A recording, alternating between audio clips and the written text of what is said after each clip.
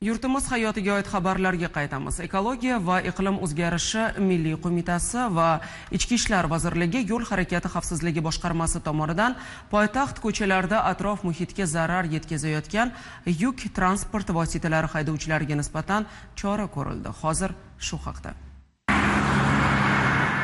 Toshkent shahrida ekologik muhitni yaxshilashga qaratilgan ishlar izchil davom etmoqda. Prezidentimizning Toshkent shahrida ekologik vaziyatni yaxshilash bo'yicha kechiktirib bo'lmaydigan chora-tadbirlar to'g'risidagi farmoni ijrosi doirasida poytaxt ko'chalarida ekologik holat yuzasidan nazorat tadbirlari o'tkazilmoqda. Toshkent shahar Ichki ishlar bosh boshqarmasi, yo'l harakati xavfsizligi boshqarmasi xodimlari hamda ekologiya va iqlim o'zgarishi Milliy qo'mitasi hamkorlikda yuk tashish faoliyati bilan shug'ullanuvchi haydovchilar o'rtasida keng qamrovli targ'ibot tashviqot ishlari olib borilmoqda. Qatnov qismida oqayotgan suvlarni ko'rasizmi?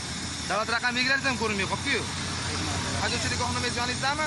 Maqsad sizga jarima yozish emas. 20 ta 30 nafarni to'xtatamiz. 20 ta mashinadan bir 5 tasi shunaqa holatda yuribdi. Harakatlanyapti, yo'l qatnov qismidan hamma yoni ifloslantiryapti. Joylarda o'tkazilgan reydlar davomida atrof muhitga zarar yetkazgan va ekologik me'yorlarni buzgan haydovchilar aniqlandi. Haydovchilar bilan profilaktik suhbatlar olib borilib, qo'pol qoidabuzarlarga nisbatan tegishli tartibda ma'muriy bayonnomalar rasmiylashtirildi. Mana sovuq turibdi-yu, to'xtagan vaziyatda.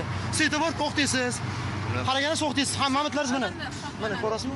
Suyuq chiqqanda bo'yicha ma'muriy javobgarlik to'g'risida mumkin emas. Mumkin emas aka, bu oddiy suv emas, suyuq chiqqanda turadi.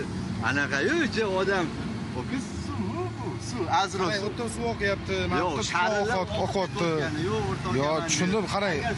Hali turganingizga bir 2 minutdan bo'lgani shuncha suv oqyapti. Shu bilan birga aholi va haydovchilar o'rtasida ekologik madaniyatni oshirish, tabiatga ehtiyotkorlik bilan munosabatda bo'lish, havo tozaligi uchun har bir shaxsning javobgarligini tushuntirish bo'yicha keng qamrovli profilaktik suhbatlar o'tkazilmoqda. Yuk transport to'xtatilmoqda. Ekologiya vazirligi bilan Toshkent shahar Ichki ishlar bosh boshqarmasi xodimlari tomonidan reyd tadbirdamiz. Asosiy reyd tadbir davomida haydovchilarga demak tushuntirish, targ'ibot, tashviqotlar olib borishmoqda. Bundan tashqari ko'plab transport vositalarida ayrim turli xil ko'rishdagi suvni oqishi yoki maxsus qoplamalar to'liq qoplamay holat ko'rmoqdamiz.